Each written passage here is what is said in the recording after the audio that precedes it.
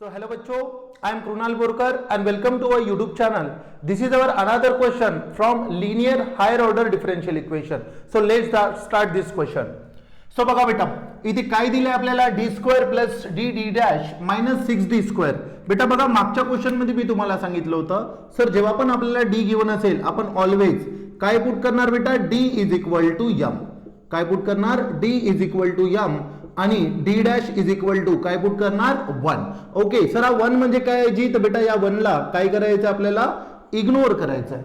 काय करायचं आपल्याला इग्नोर. आता सर इग्नोर केल्यानंतर बेटा मला सांगा या d स्क्वेअरच्या ठिकाणी काय येणार बेटा m square. Okay plus sir इथे d म्हणजे काय सर m.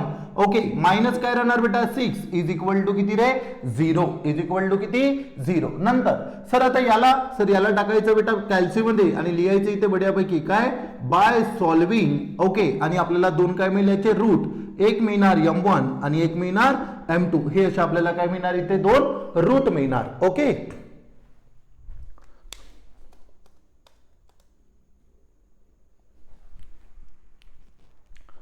सो बेटा दोन रूट मिळेल आपल्याला. पहिला रूट मिळेल -2 आणि दुसरा कोणता मिळेल -3. ओके बेटा हे तर आपण काय करणार कॅल्सी मध्ये टाकणार आणि जे पण आन्सर येईल ते आपण इथे लिहिणार. ओके सर आता CF जर लिहायचं तर बेटा बघा CF चा फॉर्म्युला किती रूट होते 1 आणि 2. तर काय लिहिणार बेटा f1 y plus m1x correct plus काय लिहिणार बेटा f2 y plus m2x. Okay y plus काय m2x असे दोन आपण काय लिहिणार इथे आपले जे पण आपले रूट होते त्याच्यासाठी काय लिहिणार CF. ओके सर सांगा CF काय येणार बेटा f1 y किती होता तर y same to same m1 च्या ठिकाणी काय येणार सर 2x प्लस बेटा इथे सांगा f2 इथे काय येणार रे सर y प्लस m2 च्या ठिकाणी किती येणार बेटा -3x. तर काय लिहिणार -3x. दिस इज अवर काय CF.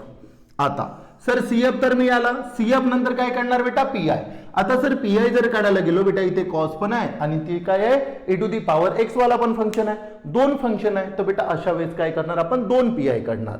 ओके सर आता दोन PI जर काढायचे असेल तर कसे काढणार सर तर बघा बेटा मी काय लिहित आहे पहिले PI1.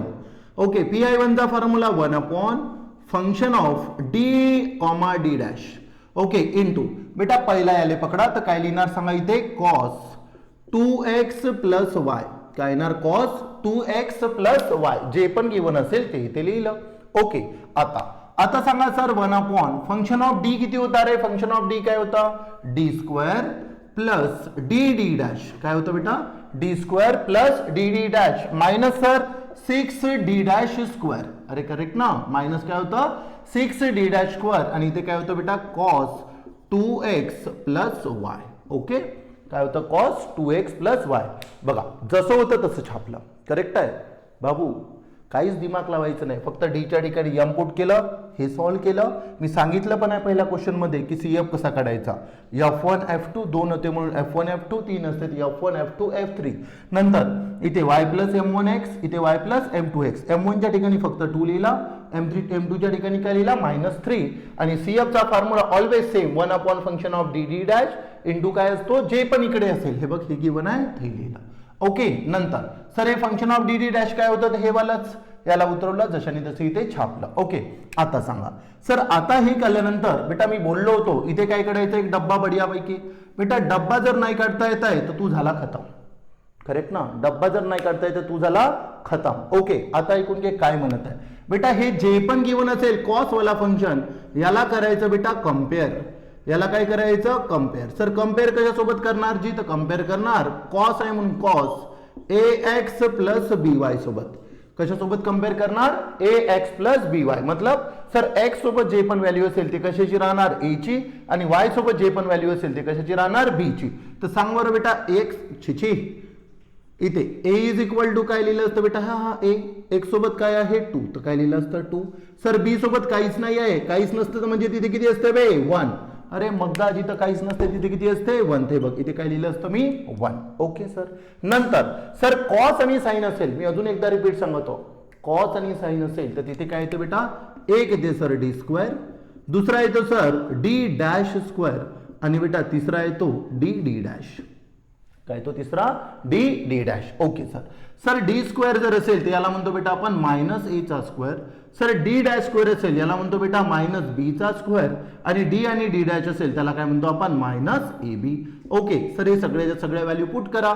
सांगा बेटा ए म्हणजे काय मायनस 2 चा स्क्वेअर किती रे 4. मायनस राहणार मग घेऊ मायनस 2 चा स्क्वेअर नका घ्यायचा नाही तर कॅल्शियम मध्ये टाकला मायनस 2 चा स्क्वेअर तर 4 दाखवल. मायनस वेगळा ए स्क्वेअर वेगळा.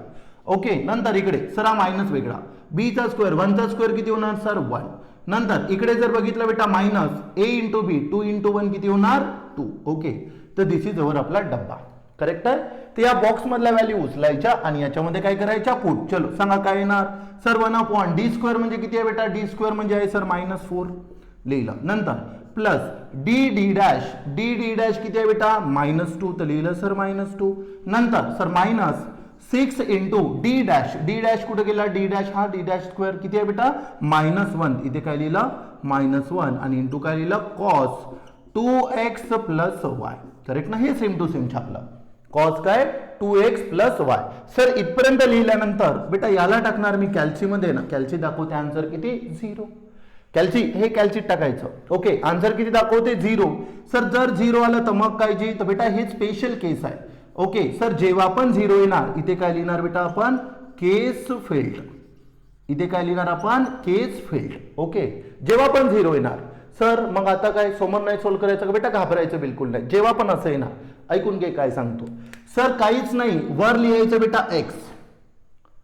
वर काय लिहायचं x आणि खाली लिहायचं बेटा function of derivative of D D dash. काय लिहिणार वर लिहिला x आणि खाली काय लिहिलं function of derivative of D D dash. Okay नंतर सर हा cos 2x plus Y same to same. हा cos 2x प्लस वाय काय राहणार सेम टू सेम. आता सर x तर सेम टू सेम राहणार बेटा. आता याचा डेरिव्हेटिव्ह सर डेरिव्हेटिव्ह काढणं बहुतच सही आहे केव्हा इझी म्हणू शकतो आपण. मला सांगा बेटा याचा डेरिव्हेटिव्ह वर काय घेतलं बे x तर डेरिव्हेटिव्ह कशाच्या रिस्पेक्ट टू घ्यावं लागेल बेटा x च्या.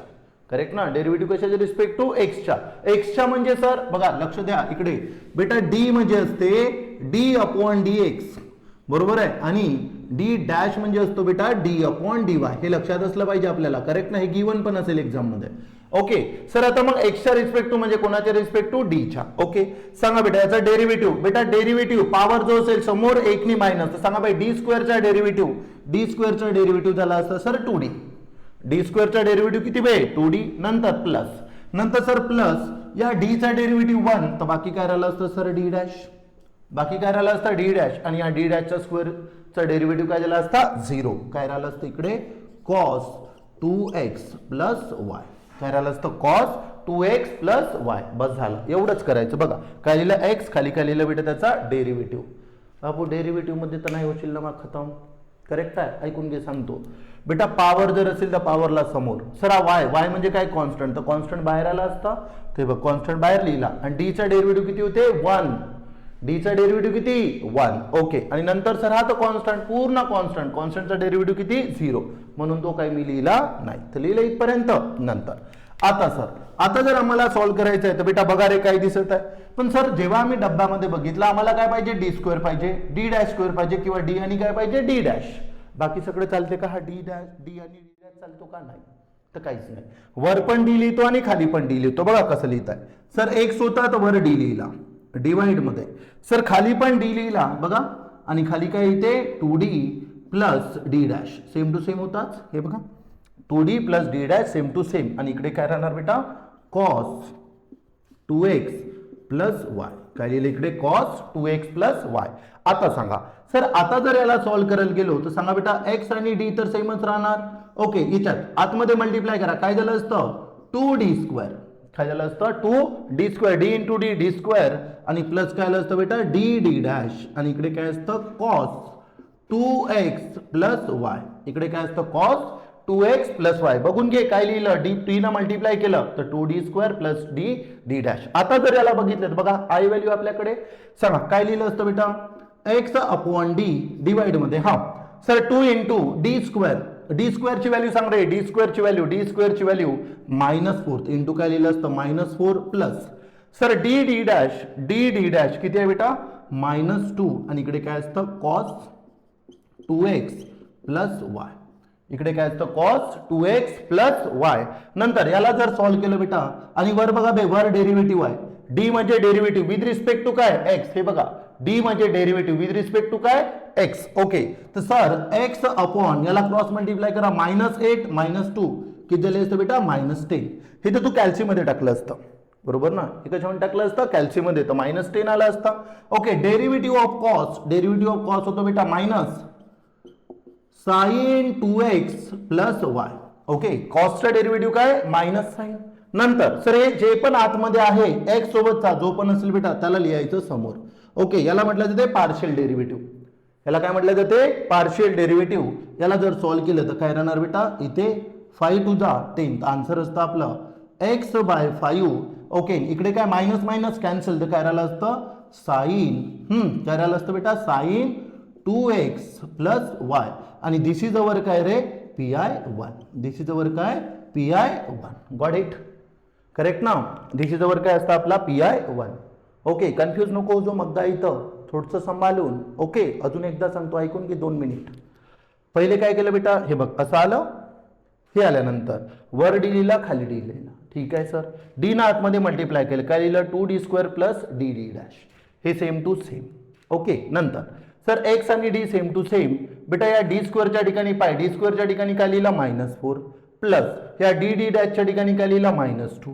ओके नंतर याला जर सॉल्व्ह केला आन्सर किती येते -10. हे बघून घे आन्सर किती येते बेटा इथे -10. ओके सर नंतर आता सर वर डी आहे वर डी असेल तर डेरिव्हेटिव्ह खाली डी असेल तर इंटिग्रेशन.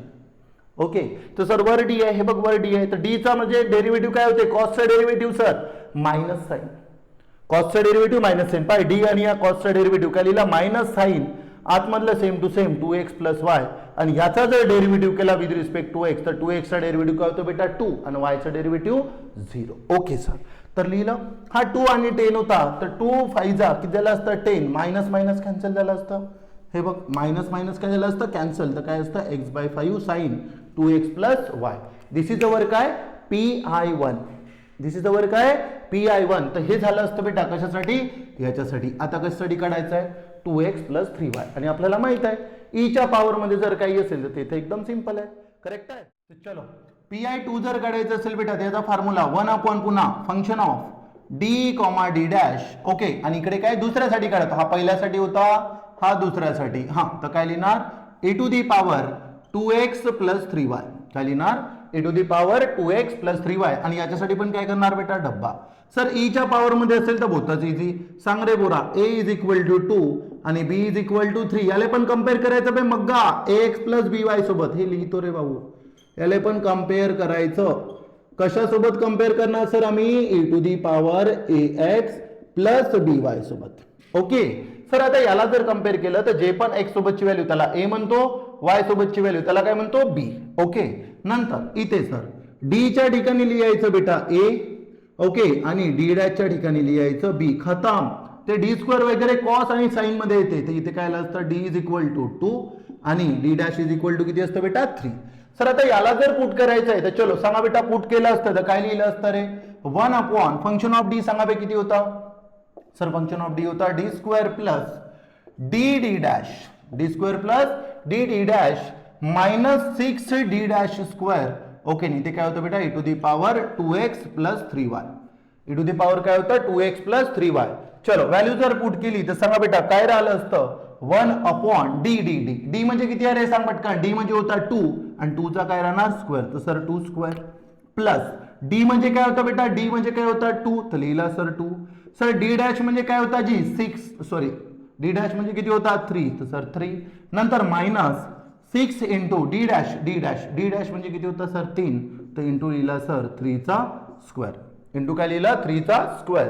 ओके आणि इकडे काय येणार बेटा e⁻2x plus 3y. Okay sir नंतर सर 1 अपॉन बोला बे 2 चा स्क्वेअर किती 4 प्लस इकडे 3 टू जा 6 इकडे मायनस 6 इंटू काय असते 9 इकडे e⁻2x प्लस 3y. बेटा याला कॅल्सी मध्ये जर सेम आन्सर पुट केलं असतं त्याचा आन्सर आला असता 1 अपॉन -44. अबे कॅल्सीट टाक जो रे मग्गा. कॅल्सीट टाकल्याबरोबर याचा आन्सर सेम टू सेम तर काय असतं बेटा e⁻2x प्लस 3y. ओके आणि दिस इज अवर काय बेटा PI2. This is the work आहे आपला PI2. ओके, आणि लास्ट मध्ये जे आपण आन्सर लिहिलं असतं आन्सर, ओके, आन्सर मध्ये लिहिलं असतं Z इज इक्वल टू, पहिले काय होतं बेटा CF काढला होता, हे बघा पहिले CF प्लस नंतर काय काढला होता सर PI1, नंतर काय काढला PI2, आणि दिस इज द वर्क आहे बेटा आपला आन्सर. लिहिजो मग्गा, CF ची व्हॅल्यू सेम टू सेम, जे पण आहे ते लिहायची. हे बघ, हे सेम टू सेम इथे छापाची. ओके, नंतर इथे प्लस PI1 याच्या पहिले जो काढला होता तो PI1 लिहायचा इथे, आणि प्लस मध्ये हा जो आला इथे काय लिहायचा बेटा PI2. This is the work आहे आपला answer. Okay, so I hope तुम्हाला हा केस फिल्ड वाला क्वेश्चन समजला असेल. So see you in next video. Please do share with your friends. त्यांना पण सांगा, बघायला लावा व्हिडिओ. जर समजत असेल तर बेटा फर्दर व्हिडिओ पण येणार याच्यावर. प्रत्येक टॉपिक जो पण इंजिनिअरिंगचा तुम्हाला टॉपिक आहे प्रत्येक टॉपिकवर मी क्वेश्चन बनवणार. Okay, thank you.